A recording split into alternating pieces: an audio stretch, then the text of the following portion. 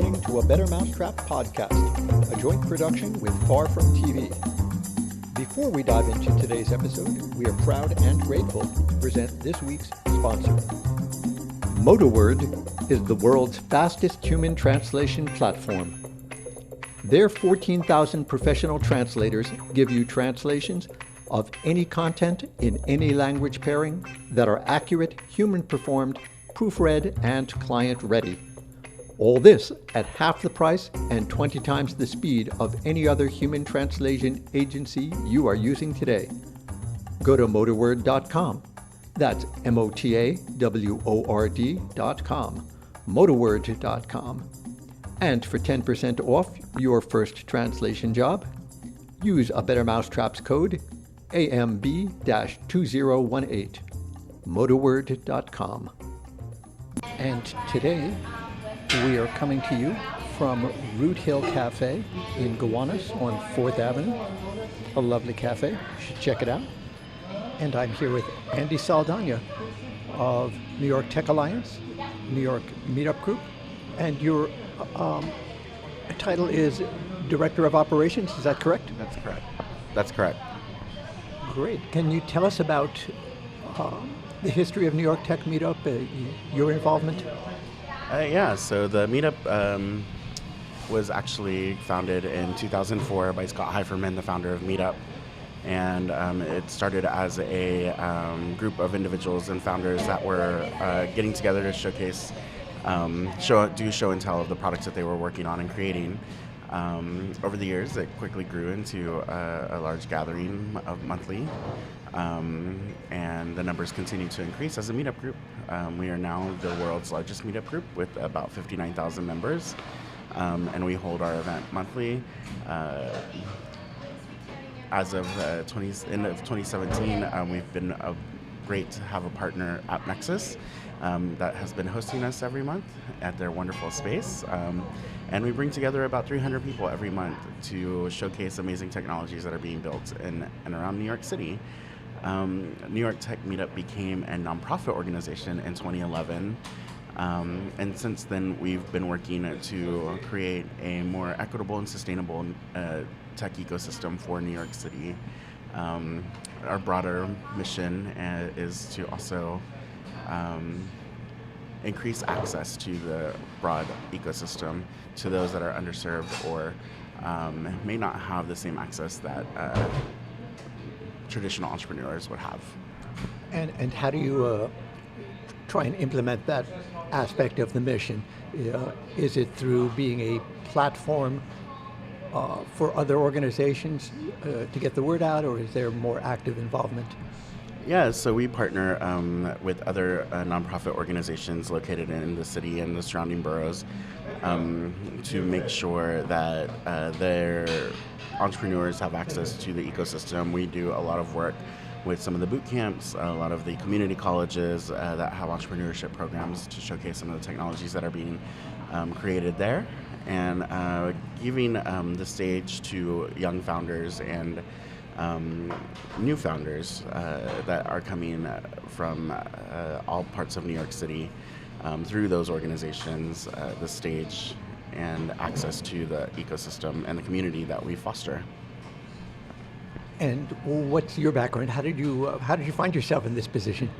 Yeah, so my background is actually event operations and logistics, and I came from a company that was doing large trade shows and conferences, tech conferences. So I was working on large properties like Interop and Black Hat USA, GDC, Web 2.0 Summit. So very large trade shows, 10,000 plus attendees, and really focusing on what the attendee experience was, doing a lot of speaker management and handling, so to speak, and conference coordination. And I moved to New York about 7 years ago, and a year into living in New York, I was ready for a change. I was looking around, and a friend introduced me to Jessica Lawrence, who is a former executive director of New York Tech Meetup. And she was looking for an events person, and we immediately hit it off. And I was hired, the second hire for the organization. to manage their entire event portfolio. And at the time, it was primarily the monthly event, but we were doing installations at South by Southwest, and we were starting to launch additional programming that supported women in tech, and working with other organizations like Silicon Harlem, the Rainbow Coalition that was created by Jesse Jackson, and Coalition for Queens, Lesbian T-Tech, Start Out, to really, again, provide access to the ecosystem to those underserved populations. One of the things that I always note and others note about the meetups specifically is just how well curated they are. You really seem to be able to identify the best of both startups that are gaining traction, but probably more notable is those up-and-coming companies. What's the curation process like? Yeah, so it ranges. We have a open application process through our website, and that pool is constantly being looked through and vetted by myself and other members in our team and our board to select which ones are that might be a good fit for the stage. And then I actually go out and interview them, meet with them in person, have a conversation with them about what they're building, why they're building it, how the technology works, what the implications of the technology are, just like any person who's vetting a company would do. I ask them to pitch me just like an investor. I look at their business model, I look at the area and vertical that they're entering and how it will impact the ecosystem overall. And it's a lot of legwork, but it definitely leads to us being able to put really strong companies on stage, even if they are early stage. And it's not necessarily that their business model is amazing or that they already have traction and gaining customers. It's more about the founders themselves and how they are building the company forward and what if there's something very special about them specifically. And a lot of times it really helps to meet with them in person, get a feel of the kind of company that they're looking to build, and then actually getting to see the technology. I always ask for a tech demo, and I think that that's really important, especially for the type of event that we're trying to run, where we showcase the technology. We don't really focus on the business model. We really focus on the technology. So if the technology isn't special, then they're not quite the right fit for our stage. And I think that really is what sets us apart and why we're able to get so many amazing companies on stage. And since the beginning, since its inception, it's included companies like Foursquare, Shutterstock, MongoDB, Tumblr. They've all come across our stage, and it's really amazing. And I get super excited when I see some phenomenal technologies being built, especially in emerging markets like the blockchain market or the AI vertical. I also really love hardware, so when I see an amazing hardware company or get to meet with an amazing hardware founder, that's always super exciting, and I'm always looking for really great hardware companies to put on stage.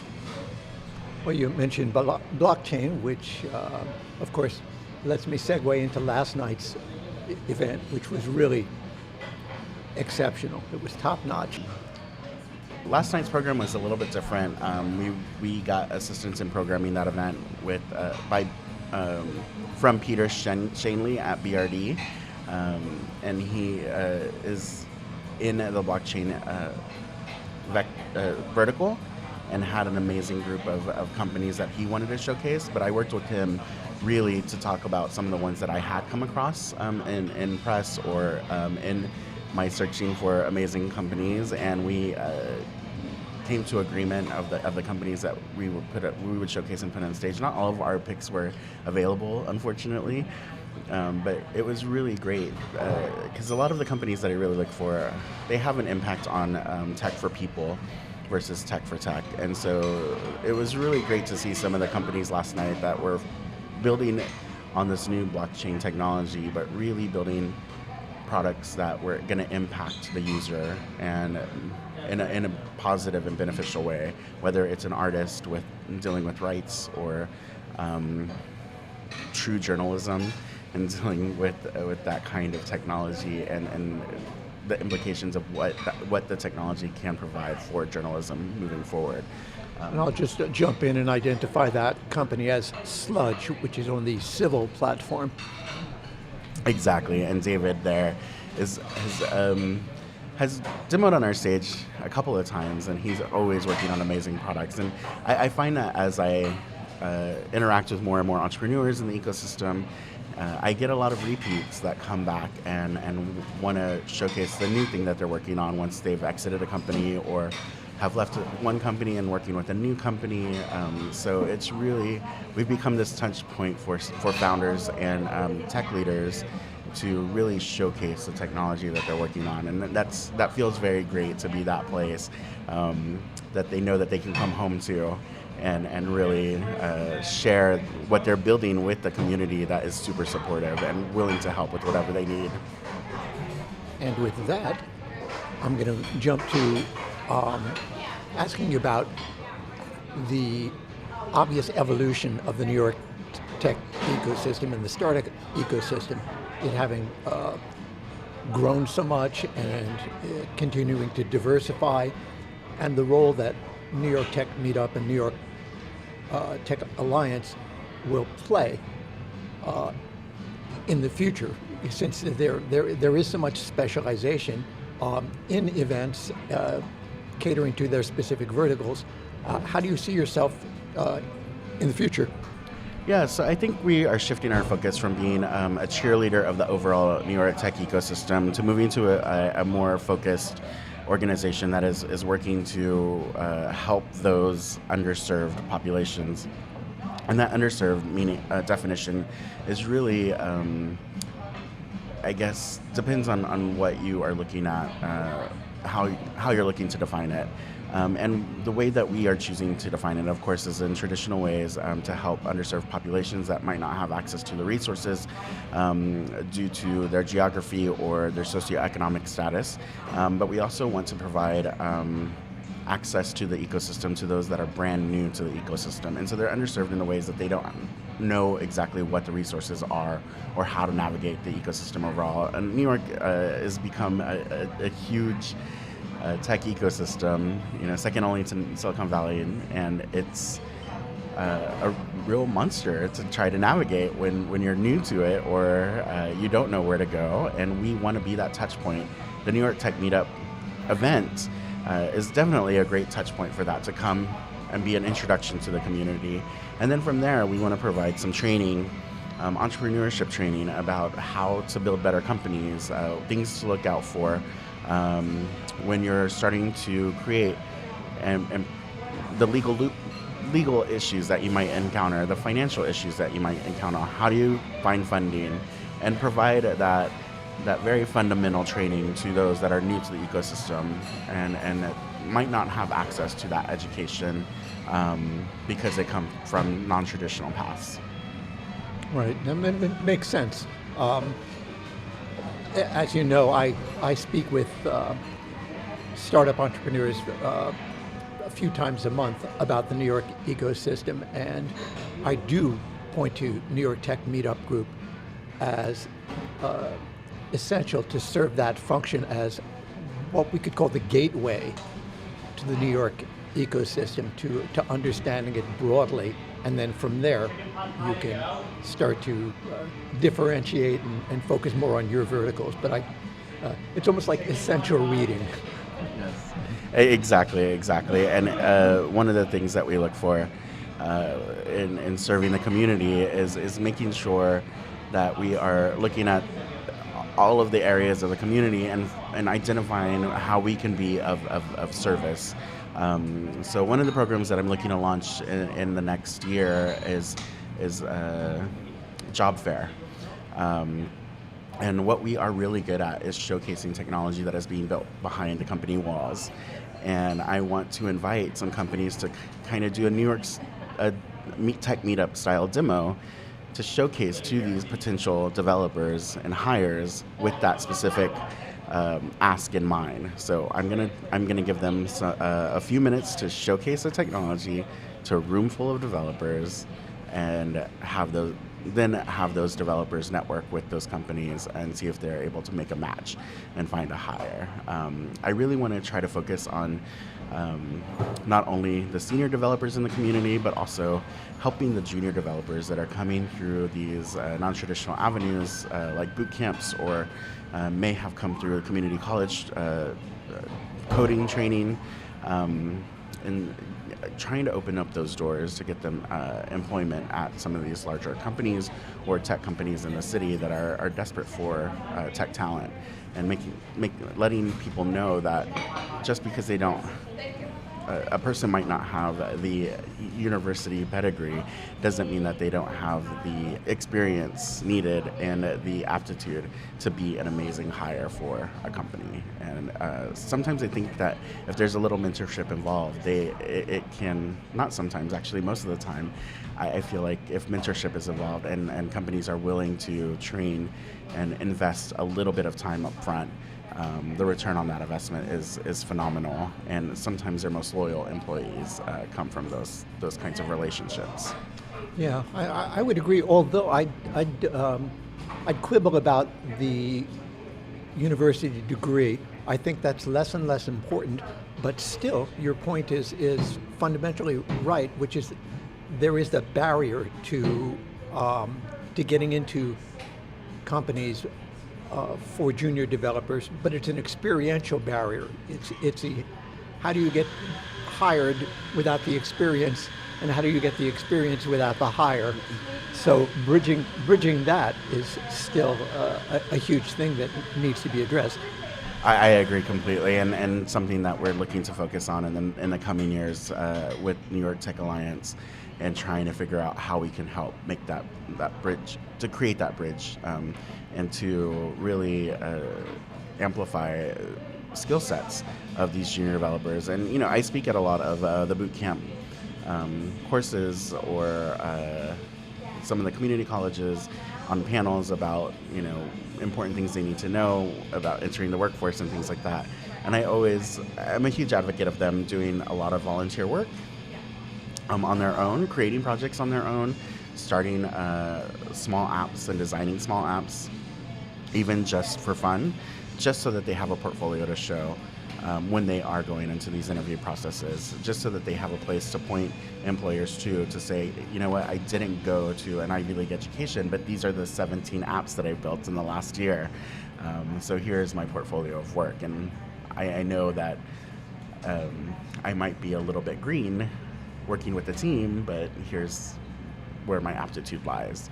And I'm a huge advocate of encouraging those individuals to create as much as they can, and provide access to those GitHub repositories and their code, so that employers can see that, oh wow, this individual is somebody that should be looked at more closely. Yeah, getting that platform, opening up those opportunities, it will create a virtuous cycle with companies, because if you can produce good talent for them, they're not going to be looking at it as something charitable. They're going to see it as a way to replenish their tech talent. Exactly, and there's some larger companies that are starting to understand that viewpoint, and working with organizations like Perscolis to really increase that training that is specific to that company. I believe it's Cognizant that is doing a lot of that work as well, and I really love that model. I really think it encourages both increased community investment, as well as a more diverse workforce and access that wasn't there prior. And at the end of the day, the employer is the one that's going to benefit. Cognizant is that company that's going to benefit from that training and that investment up front. And I'm really, really happy to see more companies look at it as truly an investment in their future. And again, like I said, those hires that they make through those programs are going to be more loyal. And will potentially stay longer. And that's super important in today's ecosystem when experienced developer can pretty much pick up and go wherever they want. So as those new trainees gain the experience, I think they'll realize, oh, I can go wherever I want. But if Cognizant has been loyal to them, or an employer has been loyal to them and has been nurturing to them, they're less likely to start looking other places. Okay, and that leads me to see if we can talk about, and you can always edit this out if you don't like, the barrier that some young folks trying to enter the field have when they're told that you may have the coding chops, but your soft skills, your social skills, your communication skills are not up to snuff, or worse yet, are not a good fit for our culture, which could be code word for you don't speak the heterosexual programmer form of language. How do you address that? Yeah, I think, the conversation around culture and creating culture is picking up steam in the ecosystem overall. And the conversations around diversity and inclusion is also increasing. And so I think companies are becoming more and more aware of the issues of creating a better culture from the ground up, the importance of providing employees with a comfortable and safe work environment is becoming more important. So those conversations are starting to happen in the ecosystem already. So I'm very happy to see that happening. We as an organization have always been an advocate of trying to help our founders and having those conversations with the founders really early on about building better companies. The former executive director, Jessica Lawrence, work culture was a very strong passion of hers, and we ingrained that into a lot of our programming because of that. And it's really, spending 5 years working with her, it's really influenced how I see a lot of entrepreneurship and company building and culture building. And so I continue that work. I really feel that it's super important to think about all those things from the first day that you start a company. When you are looking for your co-founder, when you are thinking about the type of company that you want to build and the people that you're going to employ, I think it's really important from the talent perspective and providing some guidance for them. That's one of the things that we want to try to help, bridge, is that lack of soft skill that people might have, either through some of these job fairs that we're trying to launch and doing some education for them on soft skills and the importance of networking, the importance of addressing the right questions in an interview, about not being afraid to ask certain questions in the interview, about culture fit and not just taking the first job that you're offered because it's offered. Maybe thinking about, is it the right move for you personally? These are all things that we have conversations on regularly with the ecosystem and the junior developers in the ecosystem and entrepreneurs in the ecosystem, and employers in the ecosystem. I mean, it's a conversation that needs to happen in all aspects of the hiring process, whether it's a startup looking for their first hires, whether it's a large firm that's looking to increase their tech team, whether it's a junior developer who's looking for their first job. I don't think that the conversations happen enough in a very direct way, and I hope that we as an organization can help increase those conversations happening regularly. And I think it is important that we bring a lot of those things to light and continue to fight to make sure that there is access to the ecosystem for everyone. Yeah, and they're not comfortable conversations for people to have on either side of the conversation, but I agree, they're absolutely necessary. Yeah, I do a lot of work, volunteer work as well, with LGBTQ tech organizations, because I feel that's important. I'm a gay male living in New York City, I feel very privileged to not have to hide my identity in any way, shape, or form. I feel very privileged to bring my entire self to everything that I'm doing. It does influence my work on a day-to-day basis. It does make me look through a different lens. When I first entered the startup ecosystem with the job at New York Tech Meetup, it took me a good year to feel and find my fit within it. I was not familiar with the startup scene. I was not familiar with entrepreneurship overall. Again, I came from event planning and operations, so as long as my client was happy, I was happy. I wasn't quite aware of all of the hurdles that an individual has to jump to find their place in the ecosystem a lot of time. And as a gay Latino male in the ecosystem in 2013, I didn't feel like I fit in. I started going to a lot of different meetup groups, looking for my tribe, basically. I went to the Latinos in Tech, the NYC Tech Latinas group, the Start Out events, the Out in Tech events. And it again, it's all very scary when you're first entering the ecosystem, and having that experience, I think, has helped me provide some programming and some guidance to individuals that are encountering that for the first time, and I hope that I act as a guiding light for them, to help them find where they fit and how the questions, again, that they need to ask to find out where they fit. It's led me to really be a participant in those different groups. So I'm on the programming board for Start Out, which is an amazing LGBTQ nonprofit that works to get funding for LGBTQ founders. It led me to help start Queer Tech NYC, which is another meetup group that I run on a volunteer basis for LGBTQ techies, just to come together and share their experiences. And in fact, that has led me to incorporate a nonprofit in Canada, of all places, with a friend of mine who started Queer Tech Montreal. I helped him start that about 2 years ago. And we just incorporated in Quebec as a nonprofit as of August 1st. So that is moving forward as well, personally. And so it's all really, I've had my own education in this role. Let me just jump in and say, you may not leave New York. You do not have my permission. No. I am not leaving New York. I am working more in the advisory capacity.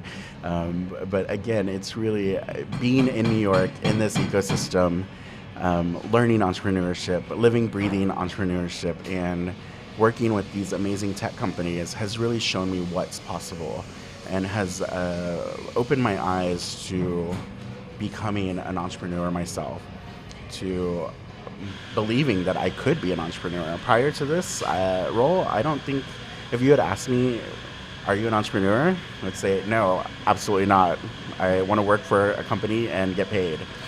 5 years later, I definitely identify as an entrepreneur. I definitely identify as someone who is living and breathing the tech ecosystem, and really an advocate of everything that New York City has to offer, to build amazing companies here. And there's a reason that we have built such an amazing tech ecosystem here, and it's because of the diversity, it's because of the richness in talent and people and the culture and the beauty of the city and the grunginess of the city. It all comes together, and it makes you want to do better and want to build better companies. So I'm really happy to see the success that companies are having, and the fact that we are attracting larger firms to come and open up offices here is also really phenomenal. And it means that we are still the center of the world in a lot of ways, and very excited to be helping to build that tech ecosystem as part of that. What can we look forward to in the next couple of months, both with New York Tech Meetup and with New York Tech Alliance more broadly? Yeah, so the meetup is continuing to be the monthly event.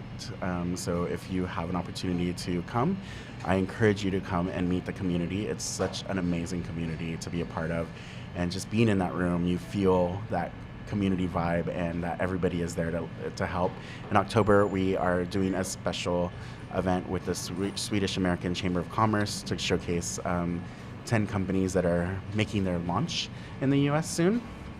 So that's exciting. They're opening up a co-working space, aren't they? I believe I saw that on LinkedIn. Yes, that's part of what they'll be promoting, and they are opening up that co-working space. So they're looking to become part of this community and the ecosystem, and we are helping to open the door for them to the overall community. And to close out the year, we're going to do our more traditional New York Tech Meetup. So I'm currently looking for amazing startups to promote and showcase at those two events. And how can they apply? Yeah, so if you have one, apply at nytech.org/present. That's the open application pool. Again, it's nytech.org/present. And I'm constantly combing through that pool of applicants for our next demos. And that's November, December, and January, actually, to kick off 2019. Again, all at AppNexus. And then for the New York Tech Alliance as a whole nonprofit, we have a couple of products that we're going to be launching in the coming months. Some different ideas on what membership means and different ways that you can help support the organization as a whole. Again, we are a nonprofit organization. We just launched our 501c3 foundation status, so there'll be some great information coming out about that and some opportunities to help us basically provide the access for the ecosystem to anybody who wants to be a part of it. So corporations, if you're looking for a great organization to support, get your brand out there, be identified as a supporter of the New York tech and startup community. This is a good place to go. Thank you for that, and I agree. It's changed my life dramatically being a part of the organization, and I'm so privileged and proud to continue to help shape its future and push it into the new direction. Terrific. Thank you so much for joining us, and thank you all for listening.